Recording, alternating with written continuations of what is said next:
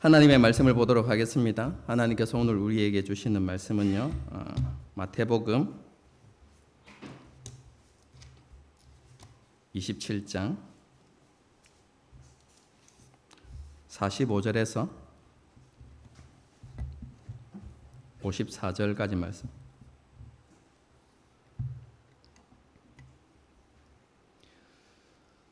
마태복음 27장 45절에서 54절까지 말씀입니다. 다 찾으셨죠? 한 절씩 교독하시겠습니다. 제가 먼저 읽습니다. 제6시로부터 온 땅에 어둠이 임하여 9시까지 계속되더니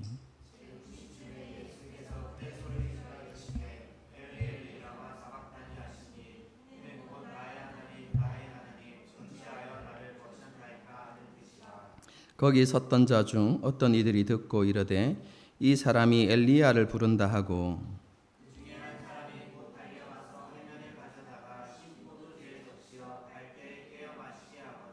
그 남은 사람들이 이르되 가만두라 엘리야가 와서 그를 구원하나 보자 하더라.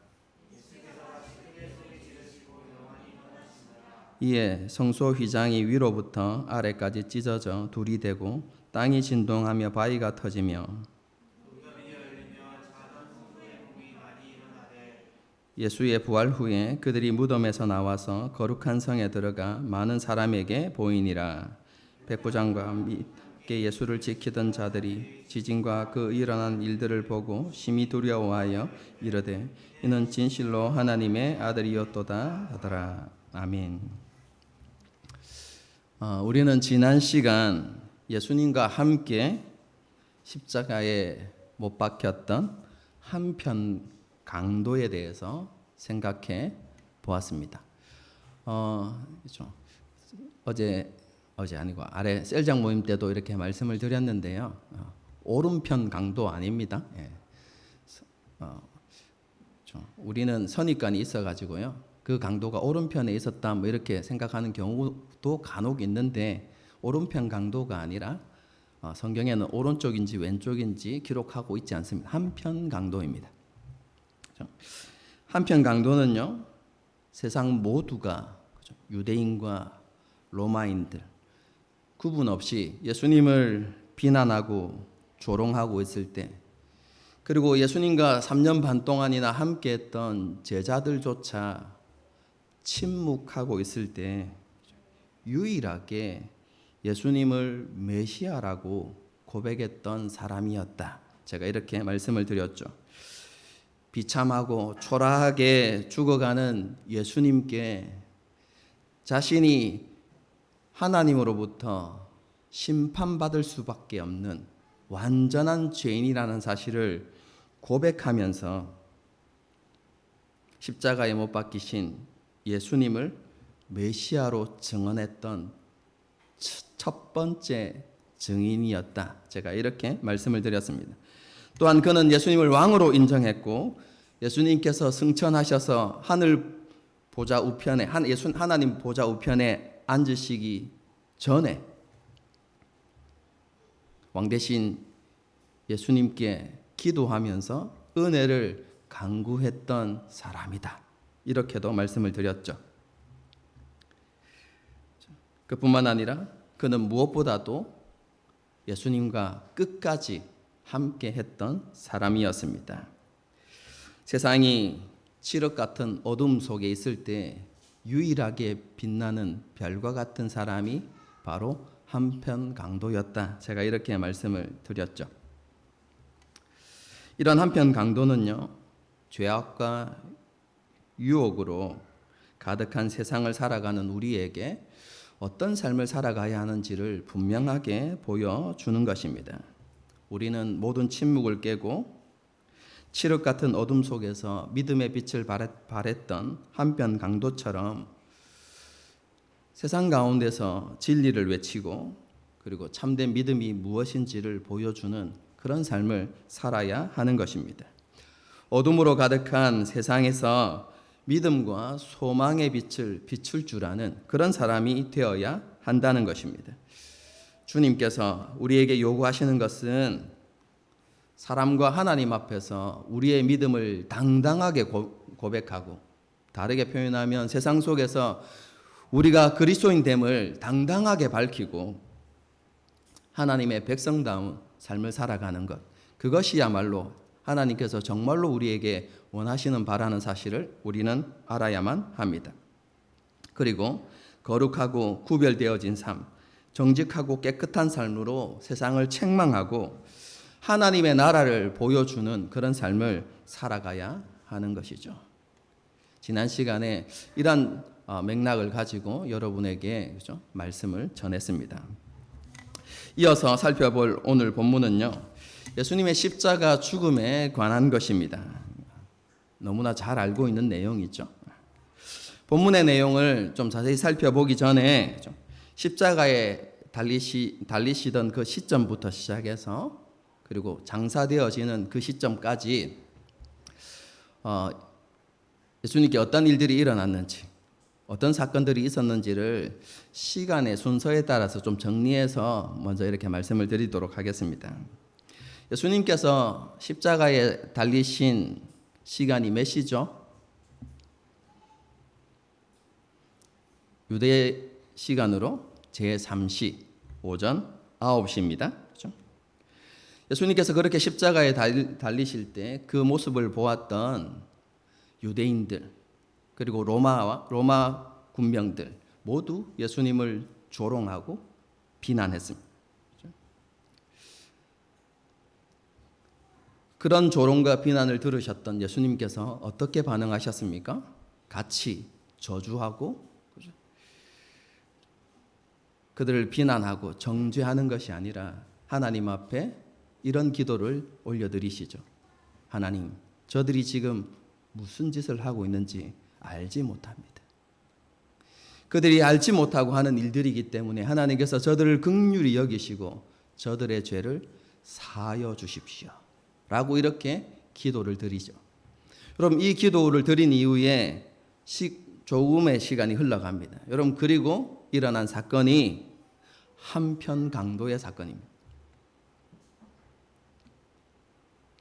제가 지난 시간에 설교했죠. 한편 강도가 그죠, 오랜 시간을 예수님과 함께하면서 예수님으로부터 하나님 나라의 가르침을 받고 변화되어진 것이 아니라 십자가에 못 박히고 얼마 지나지 않아서 아주 짧은 시간이었지만 그 시간을 통해서 예수님이 누구이신지를 깨닫고 예수님께 믿음의 고백을 했다. 이렇게 지난 시간에 말씀드렸죠. 그죠? 십자가에 못 박히시고 얼마 되지 않아서 한편 강도가 그런 변화를 보여주는 것입니다. 그리고 그 사건 이후에 예수님께서 사도 요한을 보시면서 이렇게 말씀하시죠. 예수님의 육신의 어머니 마리아를 보면서 내 어머니다. 그리고 어머니 마리아를 향해서는 사도 요한을 가리키면서 아들입니다. 이렇게 표현하죠. 이 말은 뭡니까? 예수님께서 이제 십자가에 못 박히시고 돌아가시고 나면 그죠? 가정을 책임질 많은 사람들이 없었기 때문에 어머니의 노후를 사도 요한에게 이렇게 부탁하는 장면이거든요. 이렇게 예수님께서 사도 요한에게 어머니를 부탁하신 이후에 그죠? 시간이 흐르죠. 그리고 12시가 딱 됩니다. 그리고 12시부터 오후 3시까지 온 땅에 어둠이 임합니다. 그리고 오후 3시가 여러분 이제 가까이 이럴 때쯤, 어둠이 이제 끝나갈 때쯤 예수님께서 소리치시죠. 엘리 엘리 라마 사박다니, 나의 하나님 나의 하나님 어찌하여 나를 버리십니까? 라는 이런 외침을 그죠? 하늘을 향하여서 이렇게 부르짖으시죠. 그리고 난 다음에 어둠이 걷힙니다. 예수님께서 다 이루었다 라고 이렇게 선언하시고 내 영혼을 아버지의 손에 부탁합니다. 여러분, 이런 탄원을 드린 이후에 십자가 위에서 돌아가십니다. 예수님께서 이렇게 십자가에서 돌아가신 직후에 어떤 일이 발생합니까? 성전에 있는 여러분 성소와 지성소를 여러분 가리는 휘장이 위에서부터 아래로 찢어지는 일이 일어납니다. 그와 동시에 지진이 일어나서 바위가 터지고 그리고 무덤이 열리게 되죠. 이런 놀라운 이적을 보고 난 다음에 로마의 백부장과 로마 군병들이 심히 두려워하면서 이렇게 고백합니다. 와, 이분은 정말로 하나님의 아들이었구나. 그런 고백을 하게 되죠. 예수님께서 죽으신 이후에 아리마대 요셉이라는 사람이 빌라도를 찾아가죠. 그리고 예수님의 시체를 달라고 이야기합니다. 그리고 빌라도는 예수님이 실제로 돌아가셨는지를 확인하고 예수님의 시체를 내어주고 아리마대 요셉은 자기를 위해 준비했던 새 무덤에 예수님의 시신을 이렇게 놓아둡니다. 여러분, 그리고 3일이 지나서 예수님께서 부활하시죠. 여러분, 그렇게 예수님께서 부활하실 때 열렸던 무덤에서 잠자던 죽어있던 성도들이 다시 살아나는 기적이 일어납니다. 예수님 죽음 직후에 일어난 게 아니라 예수님의 부활과 함께 성도들도 다시 살아나는 기적이 일어나죠. 여러분, 그리고 그 성도들이 예루살렘 성 안으로 들어가서 자신이 살아났다는 것을 사람들에게 많이 보였다라고 이렇게 이야기하죠. 여러분, 이게 예수님께서 십자가에서 죽으시고 다시 부활하시기까지 있었던 사건입니다. 그 외에 여인들이 예수님을 찾아갔던 사건이나 베드로와 요한이 또 그 무덤을 보고 했던 사건들은 요한복음 강해할 때 여러분 제가 설교했던 내용들을 이렇게 참조하시면 이렇게 두 개를 비교해 가면서 그 사건들을 이해할 수 있을 거라고 생각합니다. 그럼 이것이 예수님께서 십자가에 달리시고 장사되기까지의 대략적인 순서인데요. 오늘은 이 가운데서 오후 12시 이후에 있었던 사건에 담겨 있는 의미에 대해서 한번 생각해 보도록 하겠습니다. 가장 먼저 제6시부터 제9시까지 12시부터 오후 12시부터 오후 3시까지 있었던 사건. 그게 뭡니까? 온 땅에 어둠이 임한 사건입니다. 해가 빛을 잃고 온 세상에 어둠이 임했는데요. 여러분, 이것은 구약 성경을 보게 되어지면 여호와의 날이라는 개념과 깊은 관련이 있습니다. 여호와의 날이라는 것은 원래 이스라엘 백성들에게는 구원의 날입니다. 하나님께서 이스라엘을 찾아오셔서 이스라엘을 압제하고 핍박하는 모든 원수와 대적들을 멸하시고, 그래서 그런 하나님의 심판이 이루어지고 그리고 이스라엘을 구원하시는 날, 여러분 그 날이 여호와의 날입니다. 그래서 이스라엘 백성들에게 있어서 구원의 날은 기쁨의 날이요, 회복의 날입니다. 구원의 날입니다. 여러분, 그런데 그 여호와의 날이 이스라엘 백성들에게 두려움과 심판의 날이 됩니다. 왜냐하면 이스라엘 백성들이 하나님의 말씀을 어기고 끝까지 불순종의 길을 갔기 때문에 하나님께서 임하셔서 이스라엘을 심판하시겠다고 선언하시는 것이죠. 여러분, 그래서 구원의 날이 되어야 할 그 여호와의 날이 이스라엘 백성들에게도 심판의 날이 되어진 것이죠. 여러분, 이런 여호와의 심판을 이렇게 드러내는 표현이, 잘 나타내는 표현이 무엇이냐면 우리가 오늘 살펴보고자 하는 낮에 어두움이 임하는 것입니다. 이것과 유사한 성경 구절을 제가 한 구절 읽어드리겠습니다. 아모스 8장 9절인데요. 여호와의 말씀이니라. 그날에 내가 해를 대낮에 지게 하며 백주에 땅을 깜깜하게 하며, 이렇게 되어 있습니다. 오후 12시부터 3시까지 임했던 어둠, 그것과 똑같은 표현이죠. 여러분, 낮에 어둠이 임한다는 것은 쉽게 이야기하면요, 창조의 질서가 깨어지는 것입니다. 그래서 이 표현을 쉽게 이해하시려면 창조의 반대말이다 이렇게 생각하시면 되겠습니다.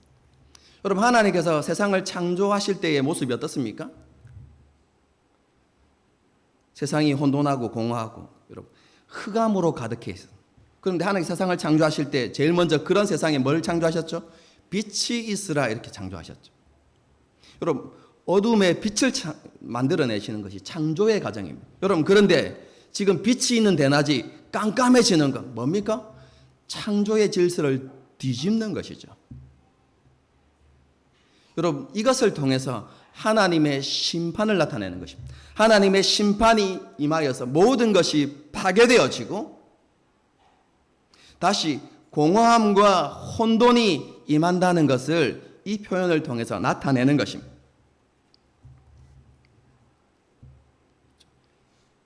그렇기 때문에 오후 12시부터 오후 3시까지 온 땅이 깜깜해졌다는 것은 무엇을 의미합니까? 하나님의 심판이 임했다. 여러분 이렇게 보시면 되겠습니다. 여러분 그리고 빛이 사라졌다는 것은 어떤 의미가 또 포함되어지냐면 하나님의 긍휼과 자비가 없는 심판이 이루어졌다는 것입니다.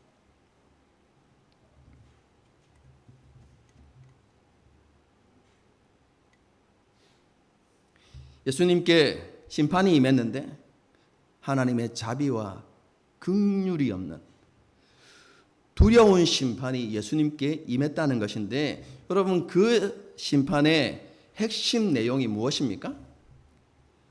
예수님께서 아버지 되신 하나님으로부터 버림받는 것입니다. 아버지 하나님과 단절이 이루어지는 것. 여러분 그것이 심판의 핵심이었다. 제가 겟세마네 동산의 기도에 대해서 설교하면서 제가 그때 여러분에게 말씀을 드렸습니다. 여러분 그 시간에 하나님의 그런 심판이 임했는데요. 어떤 모습으로, 어떤 형태로, 그리고 어떻게 예수님께 임했는지는 알 수 없습니다. 왜냐하면 여러분 세상을 덮는 어둠이 그렇죠? 임했기 때문에 아무도 그 심판의 모습을 보지 못했기 때문에 그렇습니다.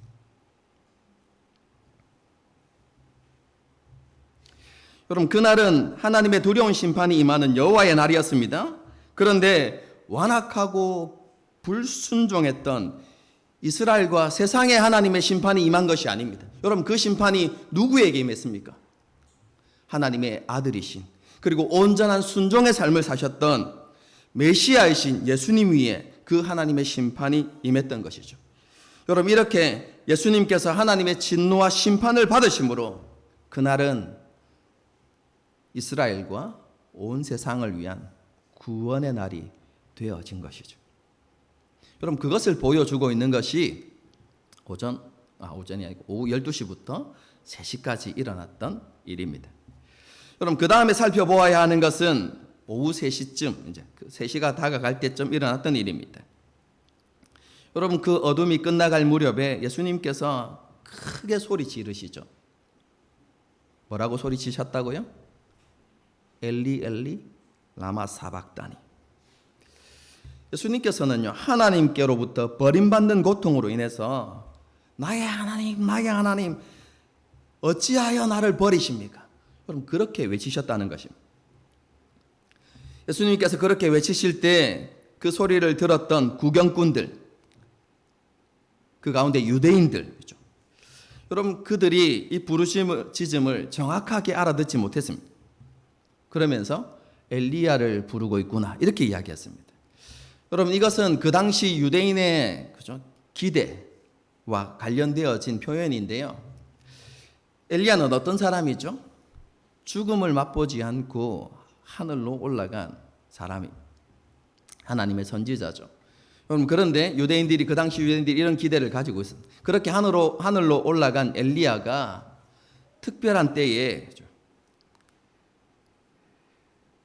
힘들고 어려움 가운데 살아가는 그런 사람들을 구원하고 돕기 위해서 하늘에서 다시 내려올 것이다 라는 그런 기대를 가지고 있었어요.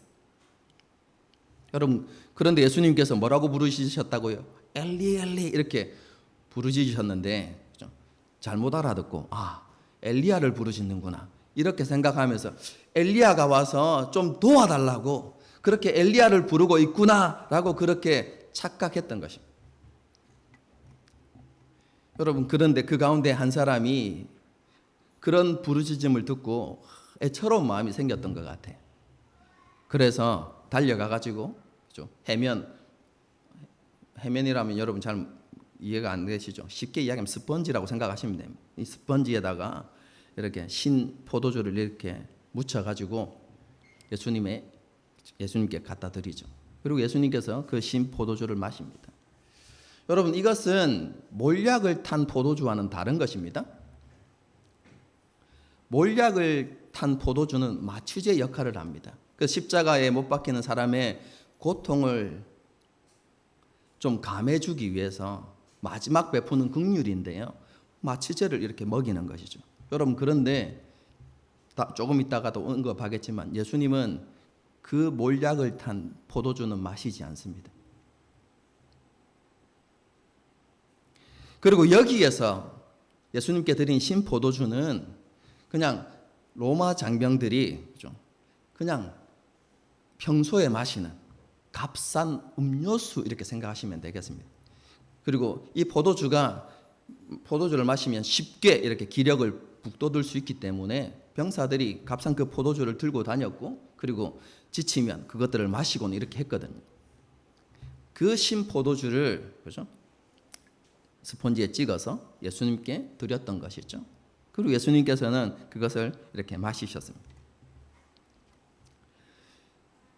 이렇게 한 사람이 예수님을 너무 애처롭게 여겨서 그런 일을 하고 있는데 다른 유대인들이 뭐라고 이야기합니까? 다시 비아냥거리죠.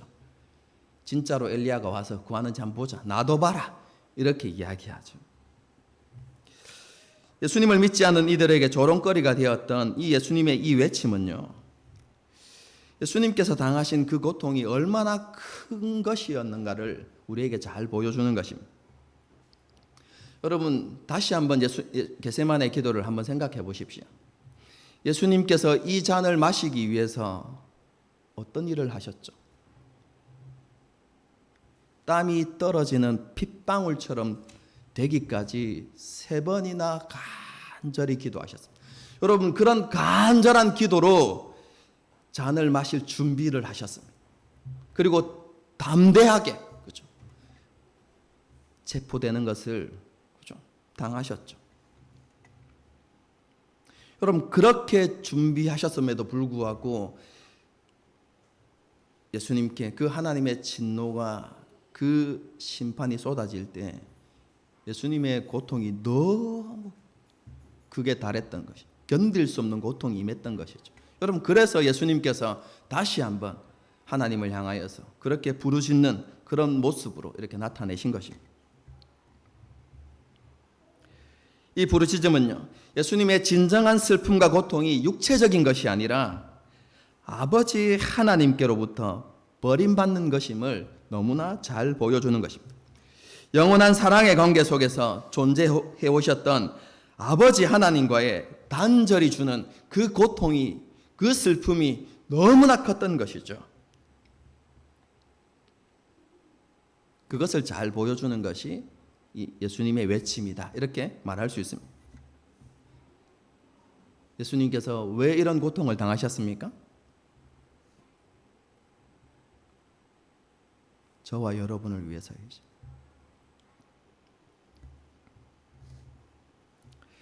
이어서 다음으로 살펴볼 것은 예수님께서 숨을 거두시는 모습입니다. 오늘 본문은 예수님께서 다시 크게 부르짖으시고 죽음을 맞이하셨다라고 이렇게 기록하고 있습니다. 오늘 본문에는 그 외침이 어떤 외침이었는지, 부르짖음이었는지 기록하고 있지는 않습니다. 그런데 같은 사건을 기록하고 있는 누가복음을 보게 되어지면 정확하게 그 외침이 무엇이었는지 드러납니다. 첫 번째는 무엇입니까? 다 이루었다입니다. 예수님께서 자신의 모든 사역을 다 이루었다, 이렇게 선언하신 이후에 마지막 탄원을 하나님께 올려드리죠. 그게 뭡니까? 내 영혼을 아버지의 손에 부탁합니다. 그렇게 탄원을 하나님께 드리고 예수님께서 십자가에서 돌아가십니다. 여러분 여기에서 예수님께서 다 이루었다 라고 이렇게 말씀하시는데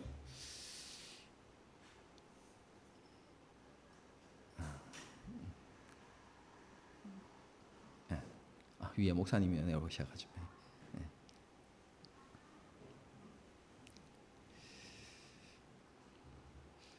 여러분 예수님께서 다 이루신 일, 여러분 그게 무엇이겠습니까? 크게 세 가지로 생각할 수 있습니다. 첫 번째는 공생의 기간 동안 예수님께 맡겨진 모든 일들을 예수님께서 다 이루셨다는 의미입니다. 예수님께서 이 땅에 오셔서 무엇을 하셨습니까?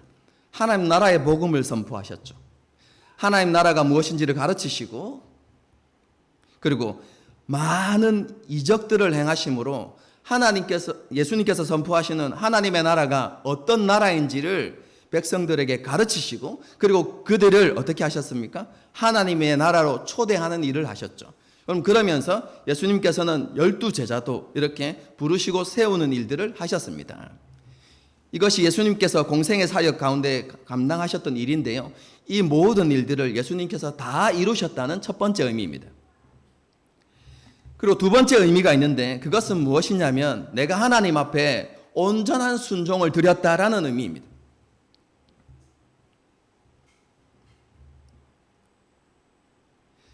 예수님께서 우리에게 완전한 의를 덧입게 하기 위해서 이 땅을 살아가실 때 어떤 삶을 살아가셨습니까? 하나님의 뜻과 하나님의 말씀에 온전히 순종하는 삶.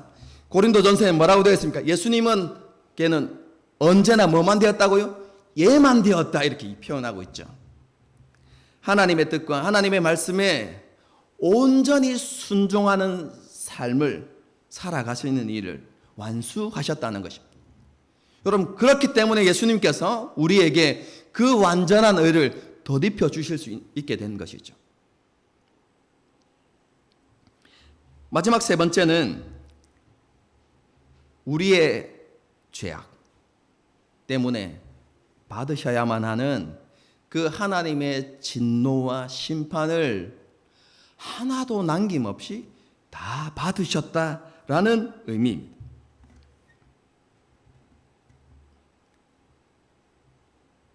아담 이후로 그리고 예수님이 재림하시는 직전까지 존재하는 모든 인류의 그 죄의 대가를 완전히 치르기 위해서 예수님께서 이 땅에 오셨고 그리고 그 대가를 온전하게 치르셨다. 예수님께서 그렇게 말씀하십니다.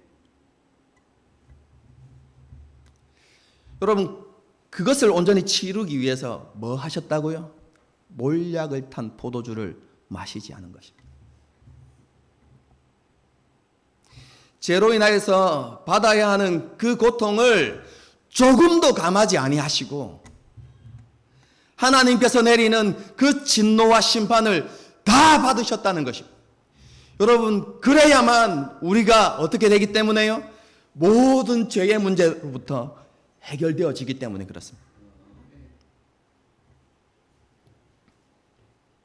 예수님께서 이 모든 일을 다 이루셨다라고 그렇게 선언하신 이후에 그렇죠? 아버지 내 영혼을 아버지 손에 부탁합니다. 이렇게 말씀하시고 돌아가신 것이죠. 그럼 그 다음으로 살펴볼 것은요. 예수님의 죽음과 함께 성소의 휘장이 위에서부터 아래로 찢어진 사건입니다. 위에서부터 아래로 찢어졌다는 것은 하나님께서 찢으셨다는 의미입니다. 그렇죠? 여러분 이것은 무엇을 상징합니까? 하나님과 우리 사이를 가로막고 있었던 죄의 장벽이 무너졌다는 것을 의미합니다. 그리고 한 가지 의미가 더 있는데요. 예수님께서 자신을 하나님께 영원한 속죄제물, 영원한 화목제물로 드리셨기 때문에 더 이상 이제 구약의 희생제사가 필요 없다는 것을 보여주는 것입니다. 영원하고도 완전한 속죄가 이루어졌다는 것을 보여주는 것이죠. 그러므로 이 속죄의 은혜를 입은 사람들은 어떻게 할 수 있습니까? 언제든지 당당하게 은혜의 보좌 앞으로 나갈 수 있다고 그렇게 말씀하고 있죠. 그 은혜의 보좌가 여러분 구약을 보게 되어지면 뭡니까? 시은좌가 있는, 은혜가 베풀어지는 자리라는 시은좌가 있는 지성소이죠. 지성소는 아무나 들어갈 수 없죠. 1년에 단 한 차례 대속죄일에 오직 대제사장이 들어가는데 대제사장조차도 그냥 들어갈 수 없습니다. 소와 염소의 피를 가지고 지성소 안으로 들어갈 수 있었죠. 여러분, 그런데 회장을 찢으심으로 그리고 우리의 모든 속죄의 사역이 다 완성되어졌기 때문에 우리는 언제든지 지성소 앞으로 당당하게 나갈 수 있게 되었다는 것을 보여주는 상징적인 그림입니다. 여러분, 이것을 다르게 표현하면요, 예수님께서 속죄와 화목제물이 되심을 통해서 우리가 하나님과 함께하는 그 일이 이루어졌다는 것이죠. 하나님께서 정말로 우리에게 원하시는 바가 우리와 함께 살아가는 것인데 그 일이 예수님을 통해서 이루어졌다는 것을 보여주는 것이죠. 여러분, 마태복음 1장을 보게 되어지면 예수님의 오심에 대한 예언의 말씀이 기록되어져 있습니다. 그게 이사야의 말씀인데요, 제가 읽어드리겠습니다. 보라, 처녀가 잉태하여 아들을 낳을 것이요 그 이름을 임마누엘이라 하리라 하였으니 이를 번역한즉 하나님이 우리와 함께 계시다 함이라. 여러분, 이것은 예수님께서 이 땅에 오신 목적을 우리에게 보여주는 것인데요, 그 목적이 뭡니까? 하나님이 우리와 함께 하시기 위함이라는 것입니다. 여러분, 그것을 이루기 위해서 예수님께서 이 땅에 오셨고 그리고 자신의 사명을 다 이루셨던 것입니다. 하나님과 우리가 함께 할 수 없게 만들었던 그 모든 죄의 문제를 박살내버리신 것이죠.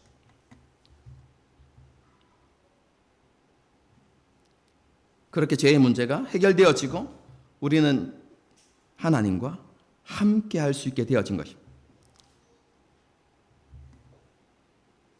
은혜의 보좌 앞으로 우리가 나갈 수 있는 은혜를 받게 되어진 것이죠.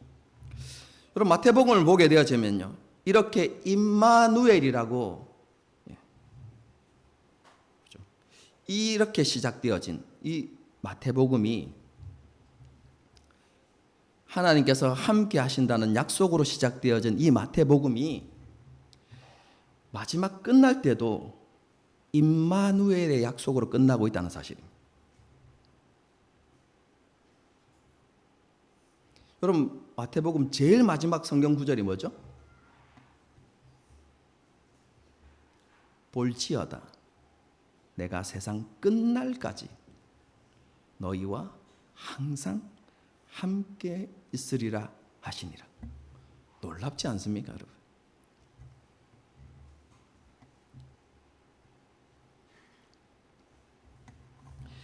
여러분, 이것을 위해서 아버지 하나님과 예수님께서 치르셔야만 했던 대가를 한번 생각해 봅시다.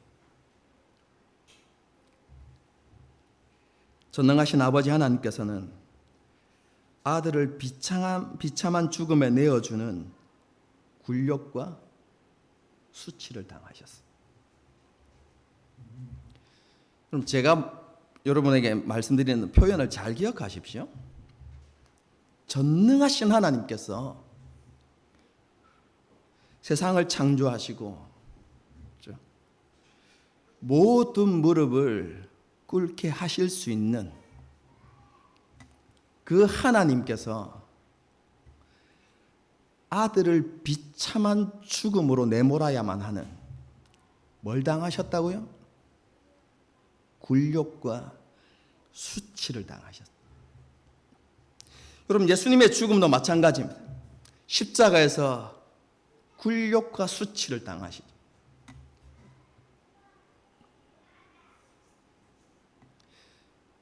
여러분, 아담과 하와가 타락한 이후에 그들에게 가장 먼저 찾아온 게 뭔 줄 아십니까?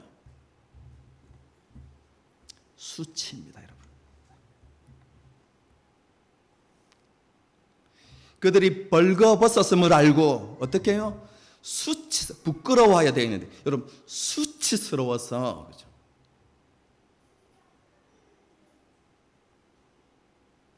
그들이 숨었다 이렇게 돼요. 아버지 하나님과 예수님께서 그런 우리의 수치스러움을 제거하시기 위해서 어떻게 하셨다고요? 아버지 하나님과 예수님께서 상상할 수도 없는 굴욕과 수치를 당하셨습니다. 이렇게 이야기하고 있는 거예요, 여러분. 여러분, 그래서 십자가 사건을, 여러분, 십자가 죽음을 우리가 자세히 묵상해 보면 예수님께서 당하신 육체적인 고통, 여러분, 그것에 대해서는 전혀 언급하지 않습니다. 그 모든 십자가의 죽음이 예수님께서 받으신 수치와 굴욕에 초점이 맞춰집니다. 왜요? 우리의 수치를 벗기시기 위해서입니다, 여러분.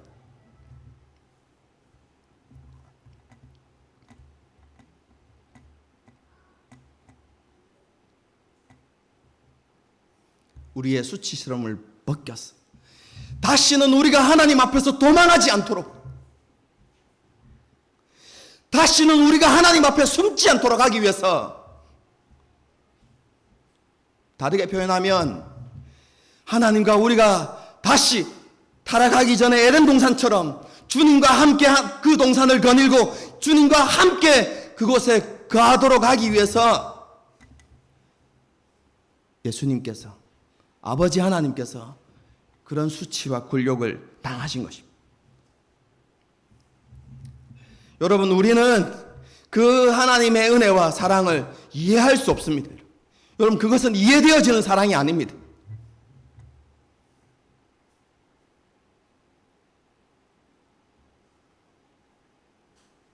그 사랑은 믿음으로 받아들이는 것입니다.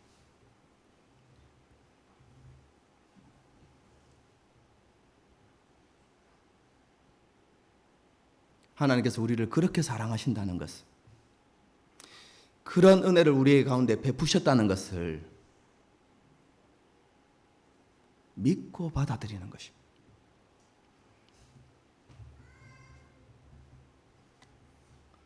우린 그 은혜를 압니다. 그 사랑을 믿고 있습니다. 여러분, 그런데 우리의 모습은 어떻습니까? 하나님께서 그토록 중요하게 여기시는,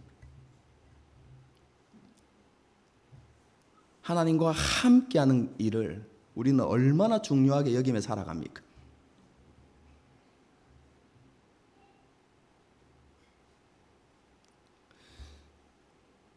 우리는 하나님과 함께하기 위해서 삶에서 어떤 대가를 치르고 살아가죠?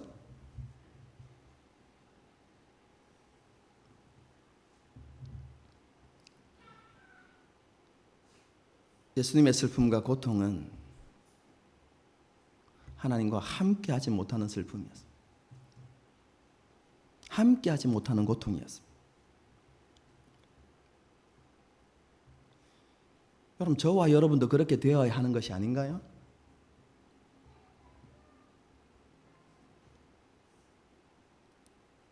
하나님께서 우리에게 정말로 원하시는 것은 우리가 다시는 하나님 앞에서 숨지 아니하고 하나님 앞에서 도망하지 아니하고 하나님과 함께하는 것입니다. 세상 끝날까지 항상.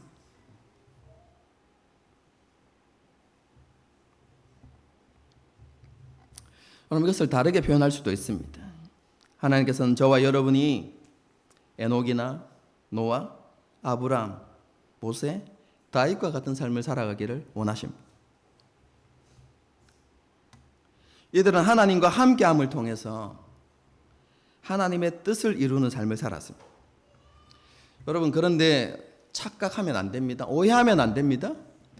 그들이 우리와는 전혀 다른 특별한 삶을 살았다고 생각하면 안 됩니다. 여러분, 성경을 잘 읽어보십시오. 여러분, 그들이 평범한 일상을 살았습니다. 매일 반복되는 여러분 그 삶을 살았습니다. 우리가 똑같은 삶을 살아서. 그런데 그 일상의 삶 가운데 그들은 하나님과 함께 했고, 그리고 하나님과 함께함을 통해서 하나님의 뜻을 이루는 삶을 살았던 것이죠. 여러분, 그래서 성경은 이렇게도 말할 수 있습니다. 사람들을 통해 하나님의 뜻을 이루어가는 이야기. 여러분, 그런데 단 그냥 사람들이 아니라 그 사람들이 살았던 일상을 통해서 하나님의 뜻을 이뤄가는 이야기. 여러분, 그게 성경 이야기입니다.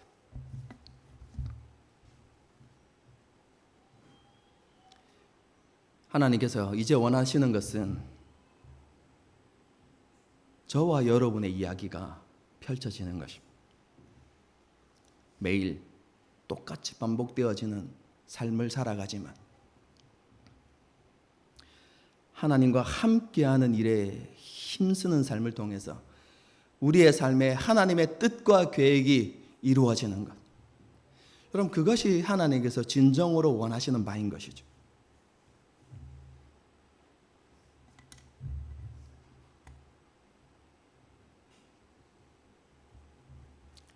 이러한 일에 우리 자신들을 드리고 헌신할 수 있기를 바랍니다. 마지막으로 우리가 생각해 볼 것은요, 예수님의 죽음 이후에 큰 지진이 일어나 성도들의 무덤이 열렸다는 것이죠. 그리고 예수님께서 부활하신 이후에 죽었던 성도들도 다시 살아나는 기적이 일어납니다. 그리고 아까도 말씀드렸던 것처럼 이렇게 다시 살아난 성도들은 예루살렘으로 들어가 자신을 많은 사람들에게 보였습니다. 여러분, 이런 이적들, 이 이적들이 보여주는 바가 무엇입니까? 그것은 무엇이냐면 예수님이 하나님께서 보내신 메시아다라는 것을 증명해 주는 것입니다. 우리가 구약의 말씀을 읽어보면, 그죠?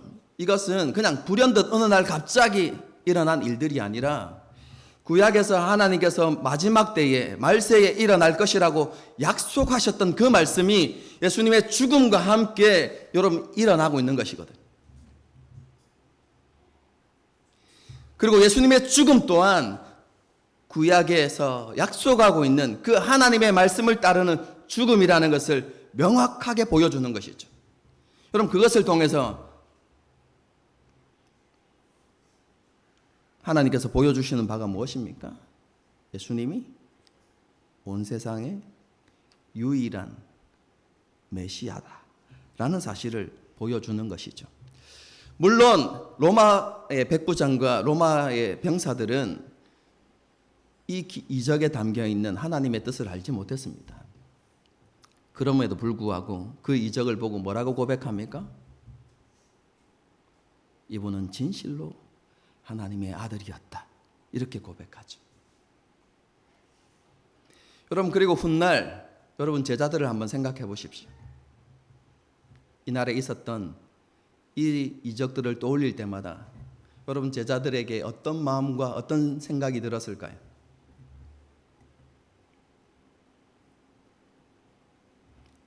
메시아신 주님을 향한 분명한 확신. 그것뿐만 아니라 주님이 부활하시고 성도들이 살아났던 것처럼 우리 또한 그 부활의 영광에 참여하게 될 것이라는 그 소망들. 여러분, 그것들이 제자들에게 더욱더 견고해졌겠죠.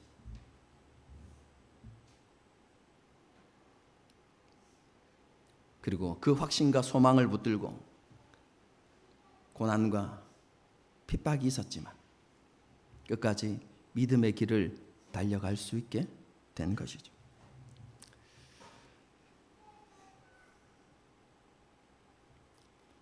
세상적 관점에서 예수님의 십자가 죽음을 보면요, 예수님은 초라하고 비참한 결말을 맞이한 실패자처럼 보입니다. 여러분, 예수님의 공생의 사역은 어떻게 보면 정말로 화려한 삶이었죠. 많은 이적들을 행하시고 많은 무리가 예수님을 따르고 그들에게 하나님의 나라를 선포하시면서 주님의 비전을 선포하셨습니다. 사람들이 그것에 환호하고 그 비전을 꿈꿨죠. 여러분, 그런데 예수님께서 비참하게 죽으시면서 어떠한 것 하나 성취해 놓은 것 없이 그냥 허무한 죽음을 맞이하는 것처럼 여러분 그렇게 보여지는 거예요. 여러분, 그것이 인간적인 관점이고 세상적인 관점입니다. 하지만 믿음의 눈을 들어서 보게 될 때 예수님의 십자가 죽음은 하나님의 뜻과 계획을 이루는 유일한 길이었습니다.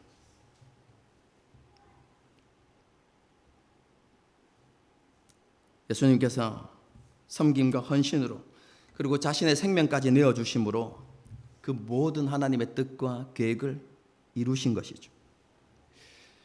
그럼 그 이후에 어떻게 되었습니까? 우리가 가져야 할 소망인데요. 성경은 이렇게 이야기하고 있습니다. 하나님께서 예수님의 이름을 모든 이름보다 뛰어나게 하시고 예수님을 하나님 보좌 우편에 앉히시고 모든 입으로 예수님을 주로 시인하고 그 발등상 앞에 무릎 꿇게 하셨다. 여러분, 이렇게 기록하고 있죠.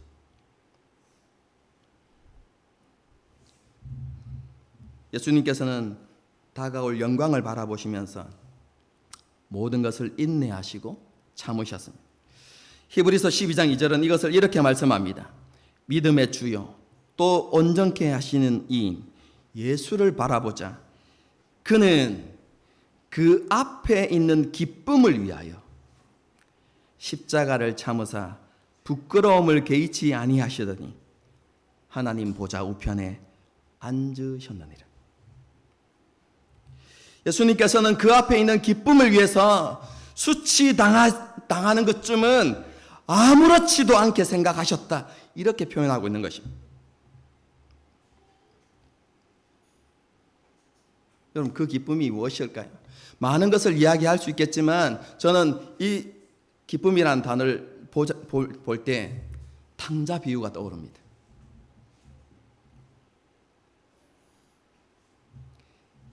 탕자가 돌아왔을 때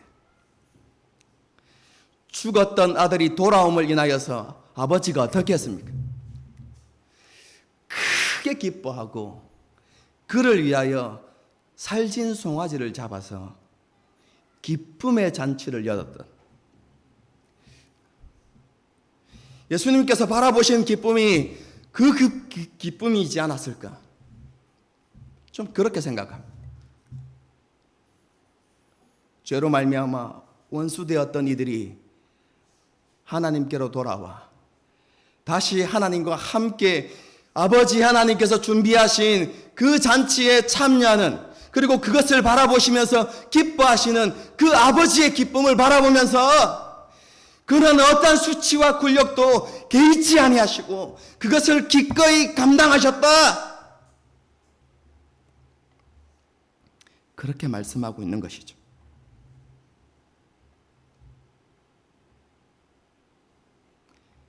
그 예수님의 십자가 죽음으로 인해서 우리는 이제 하나님과 화목하게 되었습니다.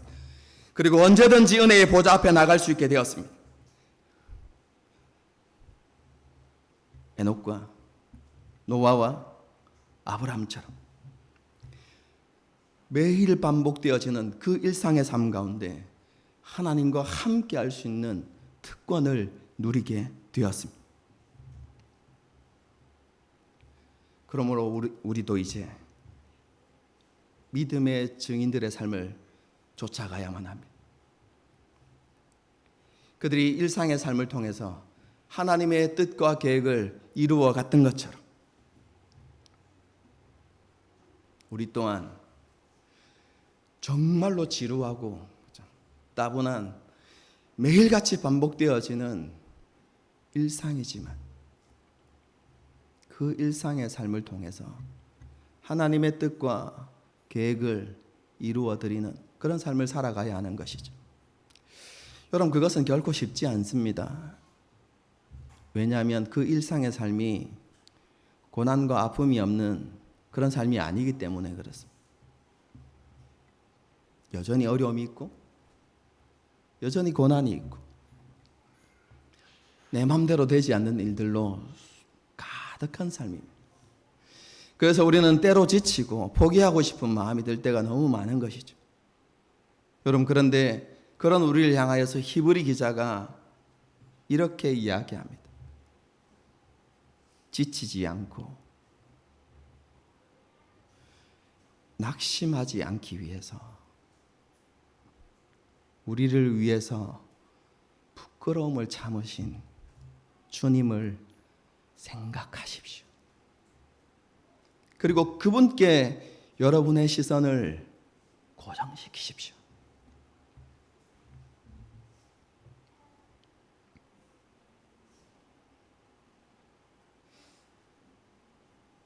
그리고 우리 앞에 있는 기쁨을 소망하면서 묵묵히 그 길을 걸어가십시오. 여러분, 이게 히브리서 12장의 메시지입니다.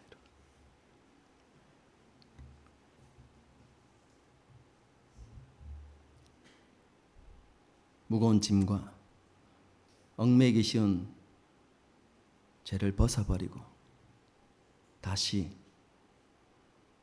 믿음의 경주를 이어갑시다. 그리고 예수님께서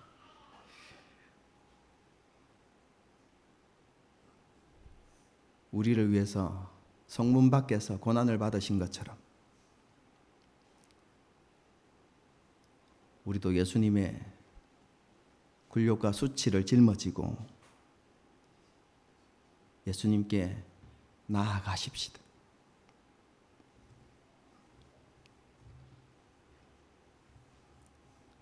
우리를 부활의 영광에 이르게 하시고 예수님과 함께 하늘 왕자에 앉게 하실 그 하나님의 약속을 바라보면서 십자가를 지고 일상 속에서 주님과 함께 걸어가는 저와 여러분이 될 수 있기를 주님의 이름으로 축복합니다. 함께 찬양하고 기도하는 시간을 갖도록 하겠습니다.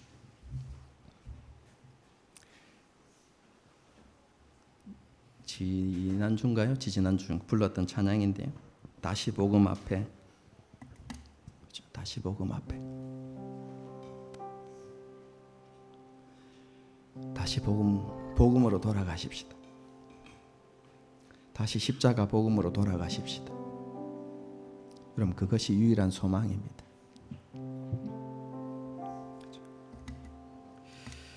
함께 찬양하면서 하나님 다시 십자가 앞에 서게 해주십시오. 십자가 은혜와 사랑으로 우리를 좀 채워주십시오.